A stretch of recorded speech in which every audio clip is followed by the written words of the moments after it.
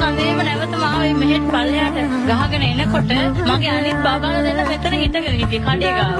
මම බිමට පෙරලෙනකොටම මම දැක්ක මගේ දරුවෝ දෙන්න ගහගෙන යනවා. මම අරතල ලයිට් කනුව ළඟින් පැන්න එතනින් එහා පැත්තට. ඔක්ගහ දිහායින් වගේ මම මගේ දරුවෝ දෙන්නව කොහොම හරි උඩට ගෙනාවා. දරුවෝ දෙන්න අතරදී මම පුතේ ඉන්න මම මල්ලි අරගෙන එනවා කොහොම හරි කියලා මම ආයෙ උඩට ආවා. මට මේ මොනවත් ඕනේ නැහැ. මම හිතුවේ මගේ දරුවෝ තුන් දෙනා මට ඉන්නවා කියලා. ඔව් මට තුවාලයි මේ මගේ අතපය හැමතැනම තුවාලයි. ඒ වුණාට මට කමන්නේ මං කිතුවේ මගේ දරුවෝ තුන් දෙනා ඉන්නවා. මට කිසි දෙයක් නැතුණා මගේ දරුවෝ තුන් දෙනා ඉන්න සතුට මට තියෙනවා.